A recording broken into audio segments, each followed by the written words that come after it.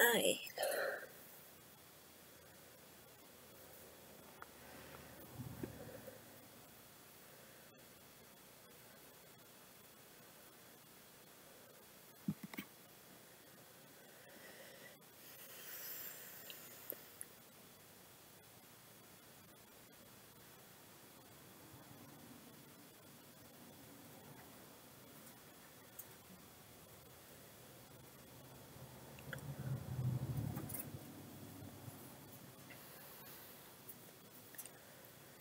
Most strict rules. Have you ever been grounded for something ridiculous? Well, chances are the rule you broke was nothing compared to the strict rules some parents around the world have. My grandma was Pay strict. parents real money to watch Saturday morning cartoons, to getting grounded over buying too much furniture for your Sims, to having to wear diapers at sleepovers. These are some of the weirdest rules from strict parents around the world. Before we get into the absolutely crazy stories told by people who lived under the roof of strict parents, let's talk about some of the weird general family rules that you probably didn't even know. These aren't just specific to a certain family, but are followed by many households in the country. The craziest thing is that even a rule you might find absolutely wild may be common to a lot of different people. In Vietnam, parents are incredibly strict about a rule related to potty training. In this country, the rule is that you are potty trained by 9 months old or get scolded by your parents. To put this in perspective, the average child in the United States begins potty training between 18 months and 24 months. Having Vietnamese parents might mean the child will start having strict rules before they even reach age 1. A rule for a child to learn proper bathroom etiquette at 9 months old might seem extreme, but it works for Vietnamese parents. The way they do this is by whistling. Since a 9-month-old can't be reasoned with, and most words don't have meaning yet, this seems to be the best way to enforce the potty training rule. Parents begin by observing when their baby starts to urinate or show signs of needing to go pee. They then make a whistling sound that the baby associates with going to the bathroom. As time progresses, the baby can be placed on a small toilet, and when they hear the whistle, they know it's time to go to the bathroom. The process happens only a few months into the baby's life, but by 9 months old, almost all Vietnamese children are potty trained, which is super young compared to the rest of the world. So perhaps having strict rules about going to the bathroom at such a young age is one the rest of the world should adopt. Sticking with rules for younger children, there is one rule that the Kisii people of Kenya follow that might seem hard to us. Kisii moms have strict no cooing or crying policies for their babies. The mothers tend to take their babies everywhere, but if at any point the child starts to make an unwanted noise, there are strict rules enforced. The Kisii mothers immediately avert their eyes and refuse to look at the baby until the sounds stop. This might seem a little mean to parents in other parts of the world, but eye contact is a sign of power in their culture. By avoiding eye contact, the mother is showing the baby that they do not have power to get what they want by making noise. This rule is strictly enforced and leads to Kisii kids being less needy and more self-reliant as they get older. The next strict rule parents implement on certain Polynesian islands might end up giving you anxiety. The parents on these islands are busy making sure their kids have enough food to eat and a roof over their heads, so they need to work. This has caused the creation of a system based around children taking care of children. There's a sort of childhood hierarchy in these cultures that allow the rules of the parents to be passed down through the ranks of their children. It works something like this. The parents take care of the babies, but once they're old enough to walk, the rule is that they need to start learning skills to help them care for the next baby to come. The initial set of skills a preschool-age child must learn is to calm down toddlers. The older kids watch the younger ones, which teaches self-reliance and responsibility as a child progresses through each age group. These dynamics are strictly enforced not by overbearing parents, but by simply stepping back and letting the children work out the best ways to support one another. So although the children watching children rule in some Polynesian communities may seem odd to us, it is strictly enforced, or the whole system would fall apart. Luckily, the parents have help maintaining the status quo from a constant supply of younger kids growing older and new babies being born into the community. And although some people would see this form of childhood upbringing as neglectful, it's been a rule that older kids must take care of younger children for generations in Polynesia. And so far, it's worked out just fine. Some parents have a strict time that their kids must go to bed, but Spanish parents are strict about bedtime in a different way. This flip-flop is so crazy you'll wonder what you missed by going to bed so early as a child. In Spanish families, many social events and family gatherings happen well into the night. This means that one rule for Spanish kids is that they need to be able to stay up late, not go to bed early. In some families outside of Spain, it is not unheard of that kids have a bedtime around 7 p.m. Or if they're really lucky, they can stay up till 8. But in Spain, this is just when things get started. The The social connection between family and friends is so important to the culture that the kids need to be a part of it. This means there is a strict no going to bed rule before the party begins. And since there always seems to be a gathering of some sort, children's bedtimes are pushed until much later in the evening for many Spanish families. A more common time for a child to go to bed in Spain would be closer to 10 p.m., and that is on the early side. Parents are firm in their beliefs that children should have a later bedtime to ensure that they can make it through most family gatherings. A 10 o'clock bedtime for a young child may seem wild to many parents from other parts of the world, but it's just a fact of life in Spanish households.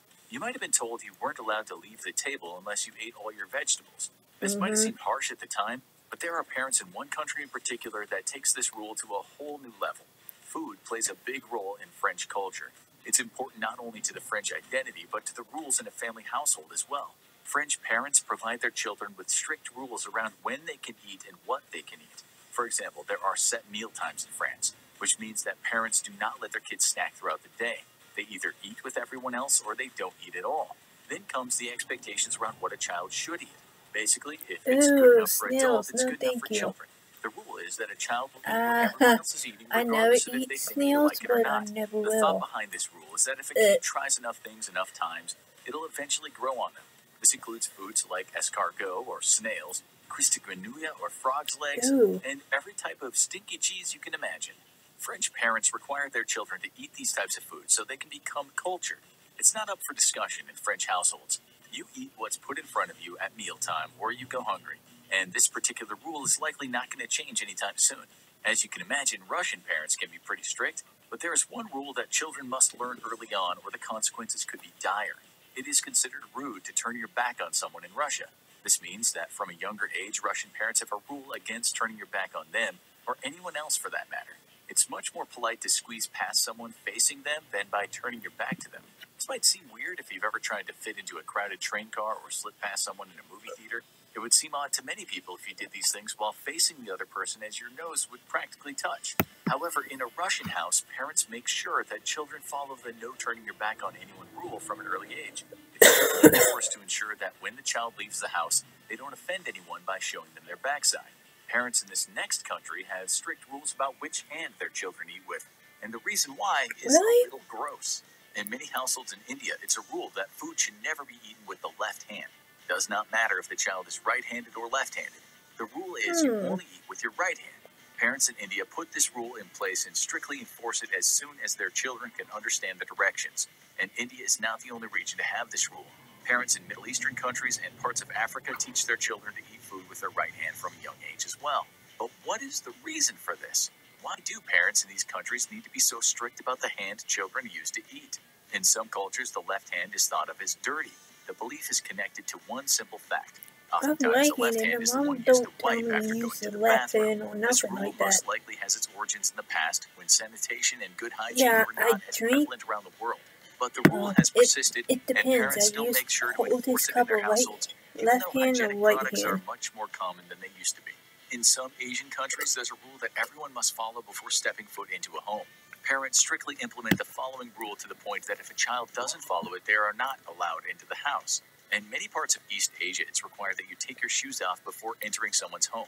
This means that parents are very strict about this rule with their own kids, as they don't want to be embarrassed when visiting someone else's house. It would be seen as disrespectful and disgraceful if their kid walked in with their shoes on their feet. The reason for this is slightly different between countries, but it has its groundings in spiritual and cultural beliefs. Therefore, making sure that children learn to remove footwear before entering a house is incredibly important in many Asian households. Another reason for this rule could be that kids who play outside all day could track in whatever was on the bottom of their shoes. This would make it difficult to maintain the cleanliness of the house. In some cases, parents will even stand in the doorway to ensure that no shoes allowed rule is followed by their children and their friends. Now we're going to move away from the more generalized rules and get into the crazy specifics. Every family is different, and though there are some overarching rules that most parents follow according to their culture, there are some genuinely unique and weird rules that parents have implemented for their children. If you haven't found any of the rules weird thus far, the next one will definitely get you. Many children enjoy having sleepovers. Sometimes they get into trouble or stay up all night, but that isn't a problem for most parents. However, when a strict parent with an odd rule is in charge of several kids, things can get a little weird. One person recounted his childhood in an online discussion. They remember sleeping over at a friend's house and having to follow a rule that was pretty out there. Their friend was a bedwetter and had to wear diapers until he overcame the problem. This was fine, and the friends were understanding of the problem during sleepovers. However, when the friend group went to that kid's house who wet the bed, his parents had a strict rule that made them all a little uncomfortable. All of the kids at the sleepover needed to wear diapers to bed. This was regardless of if they wet the bed or not. This was probably done by the parents to make sure their own kid was comfortable, but it didn't seem absolutely necessary, as at other sleepovers he was the only one wearing a diaper and no one seemed to care. The parents created an ultimatum. Either everyone at the sleepover wears a diaper or everyone gets sent home. This definitely was one rule that was a little bit strange. Video games, television shows, and movies are now hugely popular with kids as technology has become cheaper and more accessible around the world. However, this move toward digital entertainment has caused parents to come up with some pretty weird rules. In some households, there is controversy over particular aspects of pop culture. However, could any parents really be against Pokemon? The answer is yes, but not for the reasons you might think. Many people have recounted not being allowed to play with Pokemon cards or even watch the TV show growing up. This was often due to household rules around too much screen time or spending money on things that were silly. Although if you were one of the lucky kids who got a holographic Charizard and kept it, that Pokemon card could be worth hundreds of thousands of dollars right now, so joke's on you, Mom and Dad. But not everyone was so lucky. Some parents had and still have strict rules around no Pokemon in their house for a more bizarre reason. In parts of the world where people are super religious and hold conservative beliefs, parents won't let their kids engage with Pokemon because it teaches evolution. There's a lot to unpack here, but we just like to point out that the evolution organisms go through in the real world and the evolution of Pokemon are two very different things. Most parents try to teach their children that cheating is bad, but there are some who have gone to extremes to get this concept across, especially when it comes to cheating in video games. In fact, one person even recounted online that they were not allowed to use the money cheat in the Sims video game. This cheat gave the gamer an infinite amount of money to build anything they wanted in their virtual house. The person's parents said it wasn't how the real world worked, and therefore, their child would not be cheating in the virtual world either. However, kids will be kids, and they use the cheat code. When their parents saw all the new virtual goodies in their Sims house, they immediately grounded the kid and took away the game. Seems like an odd, over-the-top response to a simple cheat code in a video game, but strict parents will be strict parents. In some households, there are strict rules around watching TV. This single device can lead children to argue, learn about things they aren't supposed to, and even start all-out brawls between siblings. This is why some parents around the world have come up with some very unique ways to mitigate the television problem in their homes. However, a few of the rules around TV time are really weird. Some parents take the payment route. This It's can be in the okay, form I of don't poker watch chips with no TV actual anymore. value, or real money that must Nobody be cashed does. in to watch television. There is something strange about taking your kids' money in order for them to watch TV, but some parents believe so If you strongly in watch, this rule okay, that they will gladly take it even on a rainy say if weekend when my there's nothing grandma else to find do. out you However, watch some of these TV weird too long, pay-per-view rules might actually have some benefit. For example, some you'll parents most will offer to definitely give their get kids yelled more at. chips or more money to watch TV by doing I chores, remember getting or yelled kids can at even by lose her their television all watching the money by time. misbehaving or doing poorly in school. These incentives might also teach children the benefits of moderation and saving money. She is Perhaps more really, really parents should be stricter about strict how much TV is watched, grandmother. or at least attach some type of monetary value to it. Other parents take a much stricter approach to screen time. There are times and even entire days that electronic devices cannot be used. This might seem like cruel and unusual punishment, but it was not so long ago that smartphones didn't exist. Also, it wasn't always a guarantee that parents could afford a television. So the kids who were lucky enough to have access to them sometimes needed strict rules about how much they could watch. Imagine not being able to look at your phone, stream your favorite movie, or even watch the infographic show on YouTube because you had strict parents. This is the reality in some families on certain days of the week. It would seem that Sundays are the most common day for parents to deny access to any digital entertainment. And although this is becoming rarer, it might be worth trying every now and then. Some parents go overboard with grounding their kids for breaking their crazy rules, and you won't believe what some of these next people get punished for doing. Most parents allow their kids some sort of privacy. However, some people had a strict no closing the door policy on their parents' house while growing up. This could sometimes be taken to the extreme, as the only time their bedroom door would be closed was while someone was changing, and if it was shut any other time, the parents could break in like a SWAT team.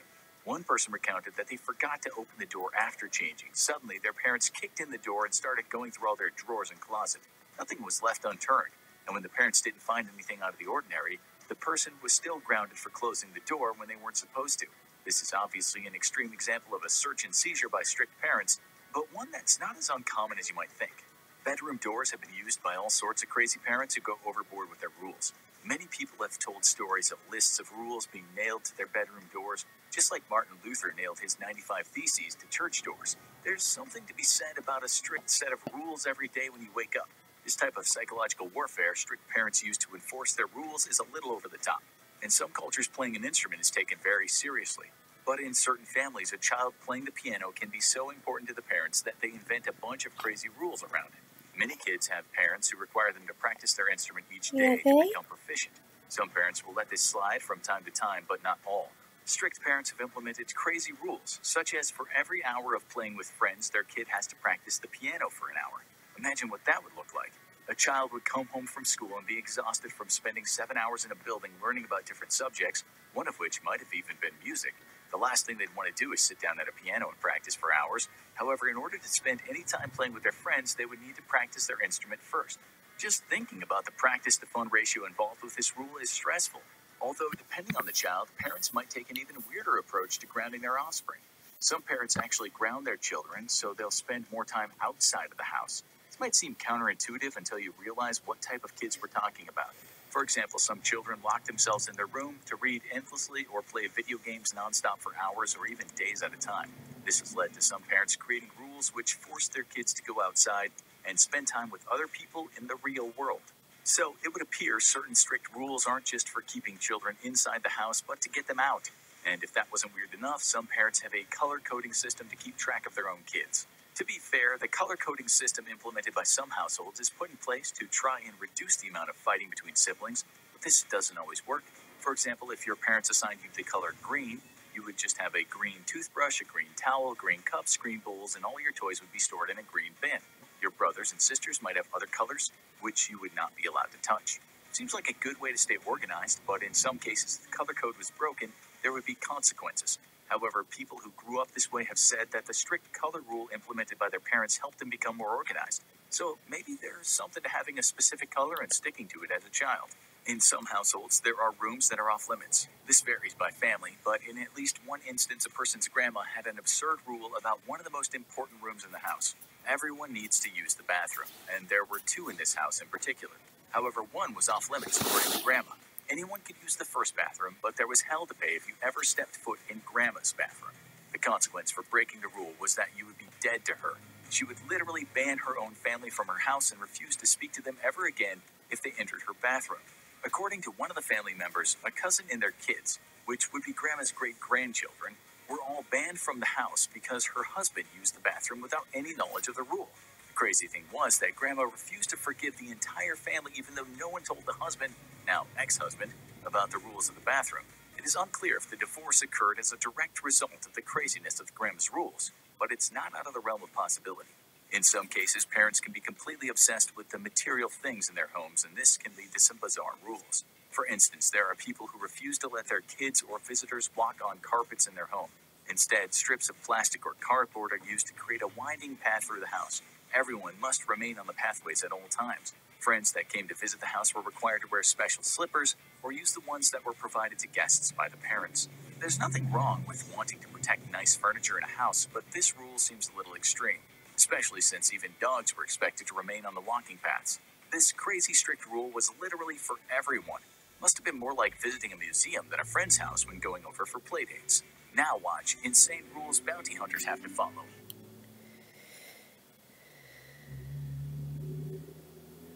Okay, guys, I will see you in my sixth one, so I see you then.